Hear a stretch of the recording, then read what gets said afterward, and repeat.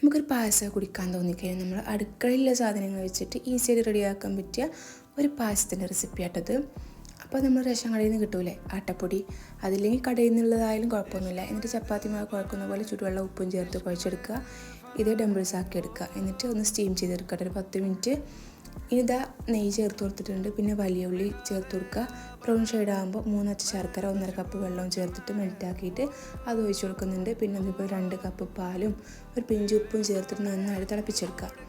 ഇനി ഇതിലേക്ക് സ്റ്റീം ചെയ്ത് വെച്ച ഡംബിൾസ് ചേർത്ത് കൊടുക്കുക. എന്നിട്ട് ഒരു 10 മിനിറ്റ് തിളപ്പിച്ചെടുക്കുക. ഇനി ആട്ടപ്പൊടി 2-3 ടീസ്പൂൺ പാലിലെ വെള്ളത്തിൽ മിക്സ് ആക്കിയിട്ട് അതും കൂടി ഒന്ന് ഒഴിച്ചു കൊടുക്കുക. ഒന്ന് കുറുകി വരുമ്പോൾ ഇതിലേക്ക് ഒരു തേങ്ങൻ്റെ പകുതി ചിരവിയതും ചുക്കും ഏലക്ക പൊടിച്ചതും കൂടി ചേർത്ത് കൊടുക്കുക. ഇതിലേക്ക് നെയ്യിൽ കാഷ്നട്ടും കിസ്മിസും വറുത്തിട്ട് അങ്ങനെ ചേർത്ത് കൊടുക്കണമെങ്കിൽ അങ്ങനെ ചേർത്ത് കൊടുക്കുക. അപ്പോൾ ഞാനിവിടെ വെറുതെ ബദാം ക്രഷ് ചെയ്ത് ചേർത്ത് കൊടുക്കലാണ്.